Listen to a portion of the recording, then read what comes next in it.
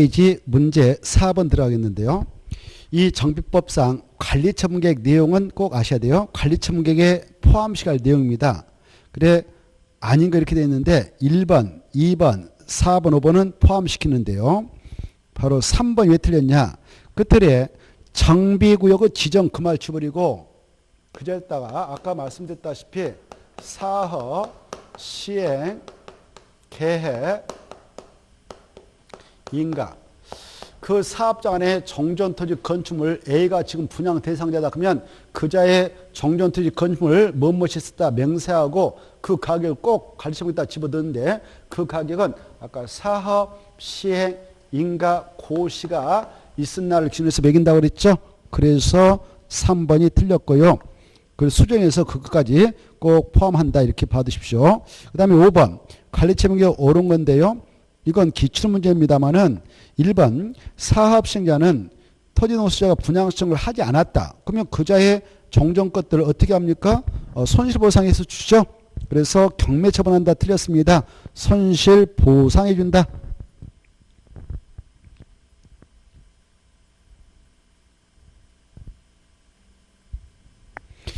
그 다음에 2번 이 사업시행은 기존 건축물을 철거한 후에 갈채물 수입해서 인가받으러 간다 틀렸습니다. 철거한 후에 그 말 줄이고 철거를 하기 전에 관리처분계 만들죠.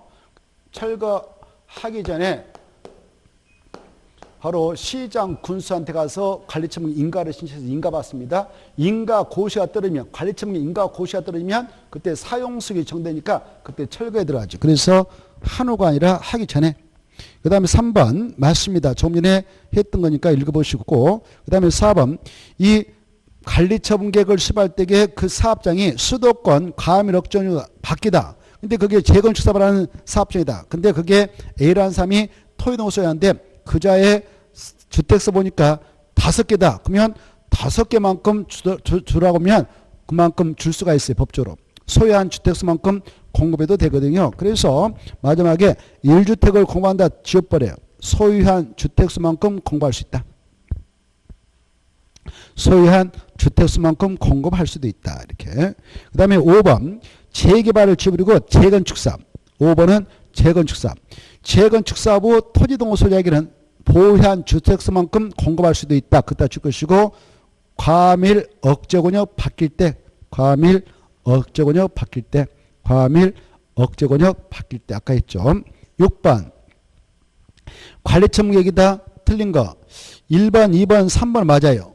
자 아까 이 관리처분계획을 시행자가 분양신청 기간이 다 끝나면 분양신청 현황을 기초로 해서 관리처분계획 아까 포함해 가지고 실패해서 시장 군수한테 인가를 신청하러 가는데 인가 신청해서 인가 떨어져 버리면 그 관리처분계획이 확정돼 버립니다. 확정되면 A가 분양신청했는데 하지 않는 걸로 탄로돼 버렸다 그러면 분양 못 받을 수가 있거든. 그래서 시장 군수한테 인가를 신청하러 가기 전에 미리 그 관련 서류를 공람시켜서 공개 열람시켜서 토지동호수한테 의견 들어요. 이때 30일 이상 일단 공람시켜서 의견 듣습니다. 그리고 의견서 들으면 그걸 첨부해서 인가 신청하죠. 인가 신청하면 시장 군수 등은 30일에 이날부터 30일에 인가를 결정을 알려줘요. 근데 들어왔던 소리가 너무 많이 들어와서 도저히 감당이 안 돼. 그러면 한국감정한테 이거 적정하게 작성이 들어왔는지 좀 타당성 검증 좀 해주세요라고 하게 되면 그때는 인가 신청부터 60일에 바로 인가를 결정해서 알려주면 됩니다. 그런 것들이 1번, 2번, 3번이라는 걸 생각하시고요. 5번 만약 인가 내줬다면 모두 알도록 고시합니다. 4번 5번 이때 여기 봐봐요. 관리처분 인가 신청이 들어왔어요. 여기가 서울특별시인데 서울특별시에서 무슨 재건축 사업을 하게 한 관리처분 수립해서 인가 신청이 들어왔어요. 인가 신청해서 인가 내줘버렸다. 30년 인가 여부가 결정나죠. 뭐 아까 타당성 검증에 들어가면 60일. 아무튼 이때 인가 내줘버리면 어때 법적으로 인가 없이 들어오면 그거 확정되고 다음에 이제 사업 끝나면 그 계획대로 공고하면 되는데 어떤 문제가 발생합니까? 여기에 사업장 안에 있는 거 다 철거하기 시작하죠. 철거하면 어떻게 될까요? 여기에 1000세대가 있다. 2000세대가 있어요. 그럼 여기 사람들이 이삿짐 싸고 나갈 거 아니에요. 서울에 주택이 부족한데 나이 나버린다. 그러면 안 될 거 아니에요. 서울의 총 책임자가 돼요. 서울특별시장이죠. 서울특별시장이 야 강남구청이 여기가 강남구다. 그럼 강남구청장한테 야 너 인가신청 들어왔지? 인가 당분간 내지 말고 좀 기다려봐. 이렇게 조정을 요구할 수 있어. 이때 인가시에 들어가면 몇 년 동안 조정을 해서 야 당분간 기다려봐 이렇게 할 수 있냐? 1년. 몇 년이요? 1년. 그래서 2년 틀렸어요. 특별시장은 관리청 인가 시기를 조정을 하도록 구청장한테 요청할 수 있는데 요청받은 구청장은 요청에 따라야 되고 조정 시기는 인가 신청한 날부터 몇 년을 넘을 수 없냐? 1년. 넘어가셔서 7번 관리청 계획이다. 틀린 거. 자 1번 2번은 바로 아까 시장 군수 30인의 인가입을 결정해서 준 게 아니라 저 한국감정원한테 맡길 수가 있어요. 그럴 때는 바로 60일이면 답을 줘도 된다고 그랬죠. 그때 어떤 사유가 있으면 그러냐. 1번 조합원 분당 규모가 바로 분양 대상률 분당구 추산액 총액 기준 20% 이상 그 늘어날 것 같다. 그럴 때도 시정수 등은 그게 맞은가 타당한가라고 검증을 요청할 수 있습니다. 어디다 요청하냐면은 한국감정원 뭐 여기다 요청할 수 있어요. 또 5분의 이상 조합원 5분의 이상이 관리청 인가 신청이 있으나부터 15년에 시장 군수한테 타당성증을 요청했다 그러면 시장 군수 등은 그 관리청 계획의 타당성증을 한국감정원 같은 전문가한테 의뢰할 수 있습니다. 맞습니다. 자 4번 타당성증을 요청하는 경우 시장 군수 등은 관리청 인가 신청을 받았다 그러면 며칠이면 인가를 결정해서 그 인가 신청자한테 통지해 주면 된다고? 60일. 그래서 30일 틀렸죠. 그리고 4번 5번은 맞습니다.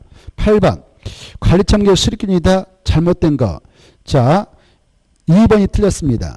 분양 설계에 관한 계획을 꼭 관리청 계획에다 집어넣는데 분양 설계에 관한 계획은 언제를 기준으로 수립하냐? 분양 시정 기간 만료일을 기준으로 수립하죠. 그래서 사업 시행 인가고시를 지워버리고 분양 시정 기간 만료일. 분양 시정 기간이 오늘 끝났다 그러면 그날을 기준으로 해서 관리청 계획 내용에다가 분양 설계를 위한 계획서를 짭니다. 나머지 통과하고 그 다음에 여러분께서는 바로 그 4번, 5번을 꼭 봐두세요. 과밀 억정운이 아까 했던 건데 과밀 억정운이 유치하지 않는 과밀 억정운이 밖에서 재건수합한다 그러면 주택수만큼 공급할 수도 있죠. 소유한 주택수만큼. 그때 주택수만큼 할 때 주자 뺐다 소유한 그 말 좀 말이 매끄럽잖아요. 소유한 주택수만큼 공급할 수도 있죠. 그런데 그 장소가 투기과열지구 조정 대상으로 묶여버렸다 그러면 죄됩니다. 죄된다 그 말은 1주택만 줘야 되죠. 5번 과밀 억정에서 투기과열지구와 조정 대상적이 위치하지 않는 재건축 사업의 경우는 3주택까지 공급할 수도 있다. 그렇습니다. 거기 투기과열지구도 아니야 되고 조정 대상적도 아니야 돼. 거기 위치하지 않냐는 그 말이다. 만약 위치했다 떠나지 마. 위치 밑으로 끌고 가서 위치하면 1주택만 공부한다. 이렇게. 위치하면 1주택만 공부하고 위치하지 않으면 3주택까지 줘야 된다. 이렇게. 그걸 좀 잘 받으시고 넘어가도 되겠습니다. 19번 날려버리고 넘어가고 10번 봅시다. 10번은 문제 10번 지문 4번과 5번만 보십시오. 자 4번하고 5번만 정전토지 또는 건축물로 사업시행계획 인가 고시가 있은 날 기준으로 이거 종전가라고 그래. 여러분이 그 재개발 사업장 안에 7억짜리 가지고 있었다 그러면 그 법원에서는 2주택까지 공급을 할 수도 있죠. 또 종전의 주거 전용면적이 200제곱미터짜리였다 그러면 그 법원에서 2주택까지 공급할 수 있습니다. 그중 하나는 소형주입니다. 4번과 5번을 묶어쳐요.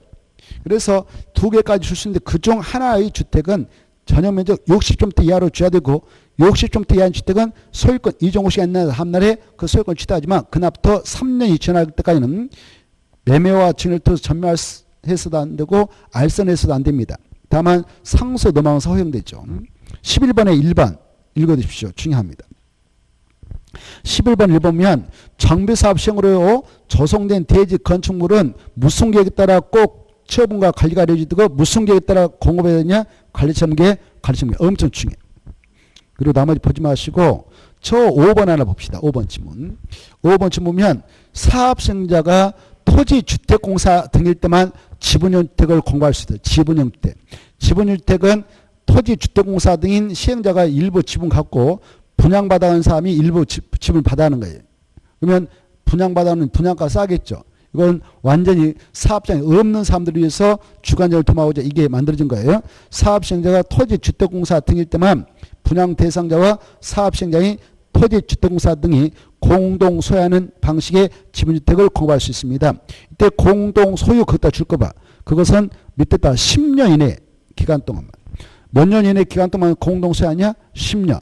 그래 이제 지분형 주택을 공급받았던 사람이 10년 동안 열심히 돈 벌으면 나머지도 지분 사갈 수 있겠죠? 그래서 그 10년 이내 기간 동안 같이 소유하도록 하는 주택, 이걸 지분형 주택이라 합니다. 그 정도 보시고 넘어갑니다. 넘어가서 12번 볼까요? 12번은 자, 이 정비사업 시행자가 아까 관리처분 수립해서 시장우수한테 인가 받았습니다. 인가 받았다면 그거 확정되는 거예요. 확정된 그 관리처분 계획을 변경한다 그러면 원칙은 변경 인가 받아야 됩니다. 그래야 변경 확정하거든요. 근데 변경할 때 경미한 사항은 그냥 변경이 안 받고 신고만 해도 돼요. 그 건이 바로 1번, 2번, 3번, 5번 있습니다. 근데 4번 왜 틀렸냐? 4번 둘째 줄 있느냐 아니라 없는 그래야 돼요. 4번은 있느냐 아니라 없는 끝들이. 그래서 없는으로 수정해 놓고 1번부터 5번까지 자주 받으세요. 이런 사유로 관리처분계획 변경할 때는 변경인가 받는 게 아니라 변경 신고서만 내면 된다. 그 중에 5번 그 관리처분계획 속에 들어있는 내용 중 계산착오 오기 잘못 기록해서 누라 이런 것에 의해서 관리처분계획 내에 있는 조서에 단선 정정을 하려고 한다. 단순 정정을 하게 될 때에 불이익을 받는 자가 없다면 그냥 변경 신고하면 되고 있으면 변경인가 받아야 돼요. 그래서 4번이 틀렸다. 넘어가시고 13번. 이 13번은 관리처분계획 인가 효과죠. 자, 이건 꼭 받으셔야 돼요. 1번 아까 했습니다. 뭐가 떨어지면 기존건축을 본격적으로 철거하냐? 관리처분계획 인가를 받은 후부터. 1번과 2번 묶어쳐요. 그러나 관리처분계획 인가를 받기까지는 곧 붕괴될 소지가 있는 것들은 바로 소지한테 동의받고 시장구수구청에서 철거받아서 부셔버릴 수 있어요. 그래서 2번 맞습니다. 그 다음에 3번 중요하죠. 이 정전 토지, 정전 건축물 소유자, 임차권자 등은 관리처분계획 인가 고시가 있는 때 그것다 주고요. 관리처분계획 인가 고시가 있는 때부터는 마지막에 정전 토지 건축물을 사용수할 수 없다. 언제부터 사용수 못하는가? 관리처분계획 인가 고시가 있는 때부터. 다만 그때로부터 바로 언제까지냐? 소유권 이전 고시까지. 근데요. 없다 옆에다 말을 좀 하나 써놓으세요. 다만 시행자 동의가 있거나 다만 시행자 동의가 있거나 손실보상을 받지 못한 자는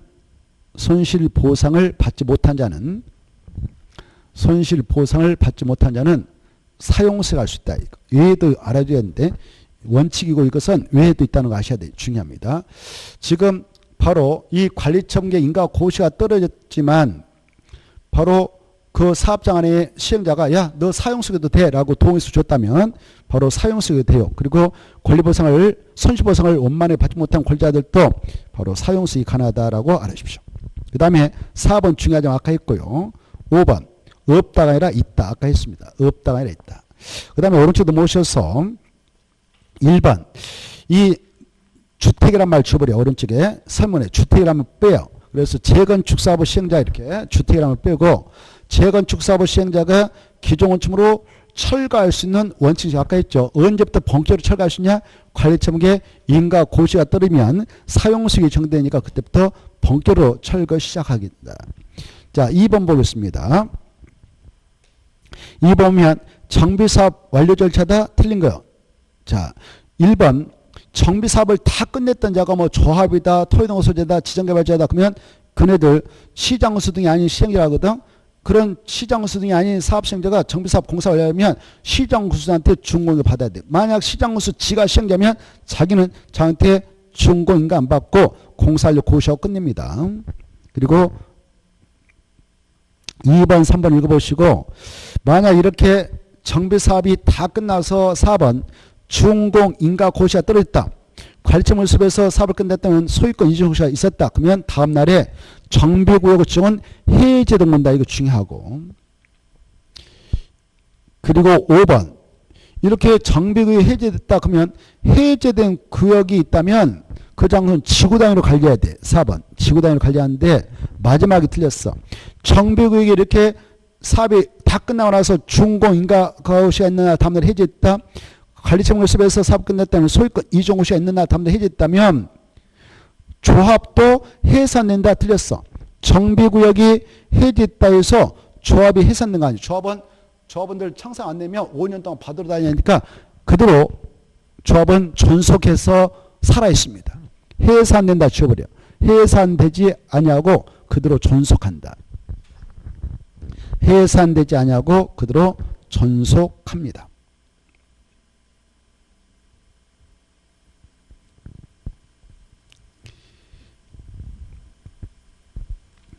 그런데 아까 우리가 첫 시간에 이 정비구역을 지정고시해 놓고 일정한 기간 내에 정비사업이 진행되지 않아서 정비를 해제했다 그러면 바로 정비구역 해제가 있게 되면 바로 그 조합 설립 인가 또 추진의 승인 이것들은 취소된 겁니다.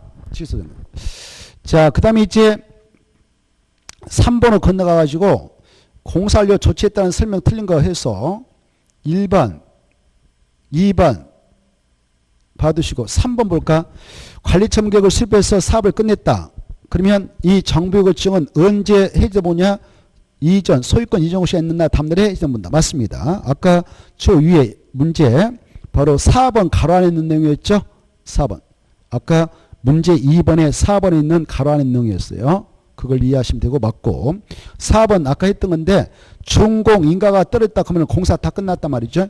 준공 인가에 따른 정비구역 해제가 있으면 조합은 해산된 겁니다. 해산되지 않는다. 해산되지 않는다 그랬죠. 조합의 존속에 영향을 미치지 않습니다. 그래서 조합은 살아 숨쉰다. 5번 중요하죠. 이 관리청에 따라 소유권 이전을 했다면 건축을 분양받은 자는 이종고시가 있는 날 할 때 이자 앞에다 소유권을 한번 써봐요. 소유권 이종고시가 있은 날의 다음날에 그 분양받은 건축에 대한 소유권을 취한다. 중요하고. 오른쪽으로 모셔서 바로 4번. 정비사업 완료로 인한 소유권 이전이다.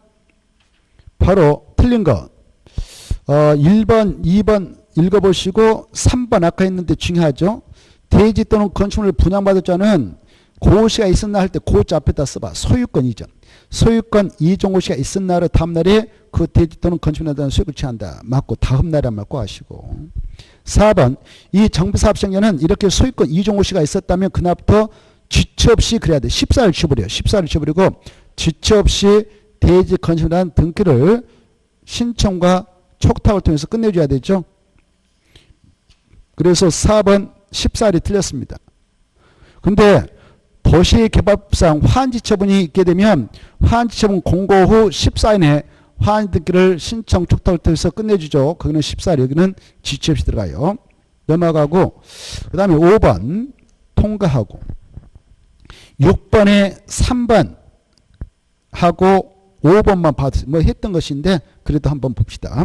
6번에 3번 보면 정비사업 시행자는 준공인가 고시가 있었다면 지체 없이 대지 확정 측량하고 토지 분할 절차에 걸쳐서 관리청에서 정한 사항을 분양받을 자에게 통지하고 대지 또는 건축물의 소유권을 이전해 줍니다. 이렇게 이전해 줬다면 고시라죠. 그러면 5번 아까 했던 건데 이 대지 또는 건축물을 분양받을 자는 그 소유권 이전 고시가 있은 날이 아니라 다음 날에 아까 했죠. 고시가 할 때 고자 앞에다 소유권 이전 써요. 마지막 줄 소유권 이전 고시가 있은 날의 다음날에 그 대지 건축물에 소유권 취한 이거 중요하니까 다시 한번 봐두시고 그 다음에 7번 청상 문제 나와 있죠. 이 청상은 이제 정비사업을 다 끝냈습니다. 어떤 자 종전가 3억짜리 가지고 있는데 이번에 분양가 4억짜리 받았으면 청산 내놔야 되죠. 종전에다가 5억짜리 가지고 있는데 이번에 분양받은 게 4억이다. 그러면 올해 청산 받아가야 되죠. 이런 겁니다. 청산 틀린 거.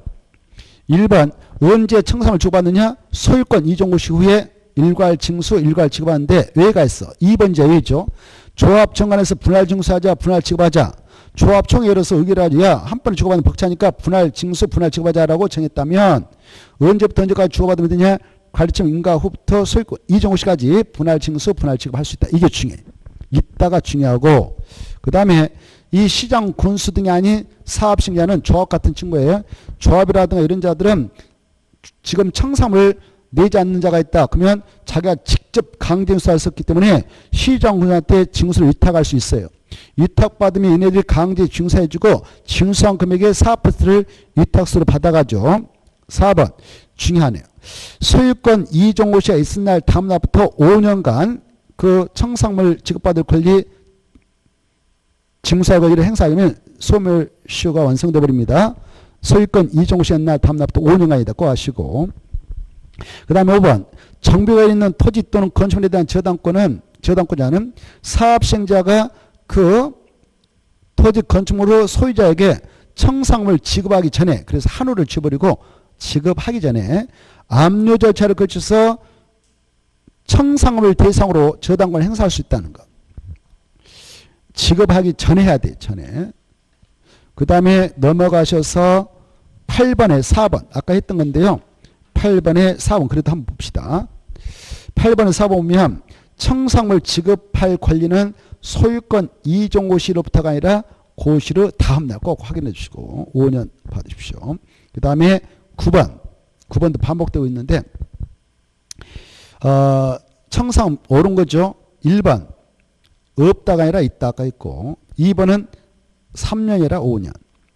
그 다음에 3번 청산물 일시불 지급해야 되고 분할 지급해서는 안 된다. 아까 분할 징수 분할 지급 가능하다고 했죠? 된다. 그 다음에 4번 맞습니다. 청산물 지급하기 전에 압류절차를 거쳐서 청산물에 대하여 저당권 행사할 수 있다는 거.